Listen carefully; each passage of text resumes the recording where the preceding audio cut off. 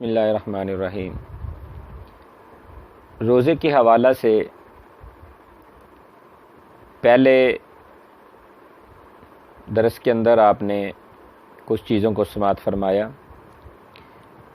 کہ جن کی وجہ سے روزہ ٹوٹ جاتا ہے یا روزہ نہیں ٹوٹتا۔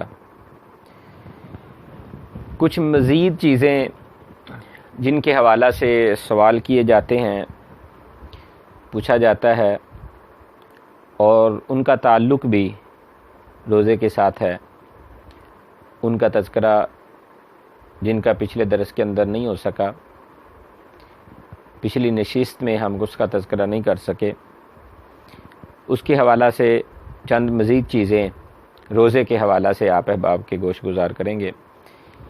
پہلی چیز، نبی علیہ الصلوۃ والسلام نے روزے کے حوالہ سے سحری کھانا، اس کی بڑی اہمیت بیان کی ہے، لہذا سحری کے اندر برکت ہے، سحری کھانی چاہیے۔ سحری کھانے کے بغیر روزہ رکھنا یہ پسندیدہ عمل قرار نہیں دیا گیا۔ پہلی امتوں کے اندر ایسے ہوتا تھا، آغاز اسلام میں بھی ایسے تھا، لیکن نبی علیہ الصلوۃ والسلام نے سحری کے حوالہ سے خصوصاً ترغیب دی ہے۔ اسی طرح افطاری کے حوالہ سے بھی نبی علیہ الصلوۃ والسلام کی تعلیمات موجود ہیں۔ آپ وسلم کھجور کے ساتھ افطاری کرنا پسند فرماتے، کھجور نہیں ہے تو پانی کے ساتھ آپ افطاری کر لیں۔ افطاری کے حوالہ سے بھی تعلیم موجود ہے۔ روزے کی حالت کے اندر جن چیزوں سے انسان کو بچنا چاہیے، جو ممنوع ہے، جائز نہیں ہے، ان میں جمع کرنا یہ درست نہیں ہے، جائز نہیں ہے۔ ویسے ہی شور ڈالتے رہنا، شور و غل پیدا کر دینا، چیختا رہنا، چلاتے رہنا حالت روزہ کے اندر، یہ بھی درست اور جائز نہیں ہے، گو کہ عام حالات میں بھی بہتر نہیں ہے۔ یہ گالم گلوچ کرنا یہ بھی درست نہیں ہے۔ روزے کی حالت کے اندر اگر آپ کو کوئی گالی دیتا ہے، آپ سے کوئی لڑائی کرتا ہے، جھگڑا کرتا ہے، تو آپ اس سے کہیں کہ میں روزے دار ہوں بھائی، میں نہیں لڑائی کرتا، میں نہیں جھگڑا کرتا۔ تو روزے کا احترام، اکرام بہت ضروری ہے، اس لیے ان چیزوں کا اخلاقی لحاظ سے بھی بڑا اہم تعلق ہے، بڑا گہرا تعلق ہے، اور اس کے ساتھ ساتھ روزے کے اوپر بھی اس کے اثرات مرتب ہوتے ہیں۔ اسی وجہ سے رسول اللہ صلی اللہ علیہ وسلم نے ارشاد فرمایا کہ جو بندہ روزے کی حالت کے اندر جھوٹ بولنا، غلط بیانی کرنا، ان امور کو چھوڑتا نہیں ہے، تو کوئی اللہ کو پرواہ نہیں ہے اس بندے کے بھوکے پیاسے رہنے کی، کہ وہ بھوکا رہے، پیاسا رہے، یہ اس کے لیے بھوک پیاسی ہے، روزہ نہیں ہے، یعنی حقیقی روزے کی روح کو اس انسان نے نہیں پایا۔ اس لیے حالت روزے کے اندر ہر قسم کی لغویات سے انسان کو بچنا چاہیے۔ روزے کی حالت کے اندر انسان سحری کے لیے اٹھتا ہے، سحری کا وقت ہے، لیکن حالت جنابت ہے اس کی، تو ایسی صورت کے اندر اسے پہلے غسل کرنا چاہیے، پھر سحری کھائے۔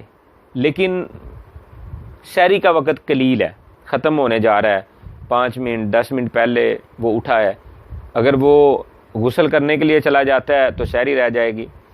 اگر جناب وہ سحری کھاتا ہے تو پھر غسل رہ جائے گا۔ ایسی صورت کے اندر اس کو چاہیے کہ پہلے وہ سحری کر لے، پھر اس کے بعد غسل کرے، غسل کر کے نماز ادا کرے۔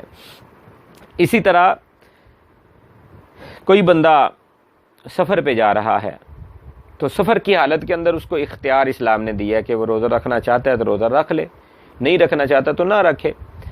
یہ اختیار ہے کہ روزہ رکھنا چاہتا ہے رکھے، نہیں رکھنا چاہتا نہ رکھے۔ اس کا یہ مطلب ہرگز نہیں ہے کہ انسان بعد میں روزہ اس کو معاف ہو گیا کہ ابھی وہ روزہ رکھے گا ہی نہیں، اس کی قضا اس کو بعد میں دینا ہوگی۔ سفر کے اندر جو اس کا 1-2 روزہ چھوٹے ہیں، وہ روزے اس کو بعد میں رکھنے پڑیں گے۔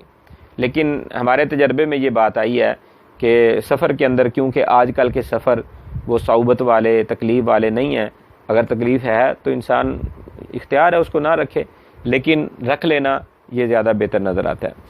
اسی طرح اگر غلطی سے انسان روزے کی حالت کے اندر کھا پی لیتا ہے، کھا لیا ہے، پی لیا، بعد میں یاد آیا اوہ میرا تو روزہ تھا، غلطی سے کھا پی لیا ہے، تو اس سے روزہ اس کا ٹوٹے گا نہیں ہے۔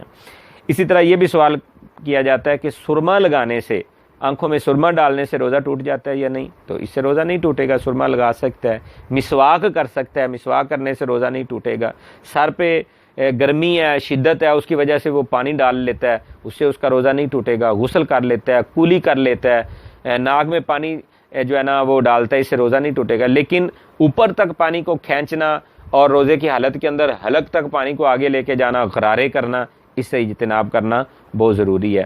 اور اسی طرح بیمار آدمی کو ہی ہے، اس کے حوالہ سے علماء میں اختلاف پایا جاتا ہے کہ بیماری دو طرح کی ہوتی ہے.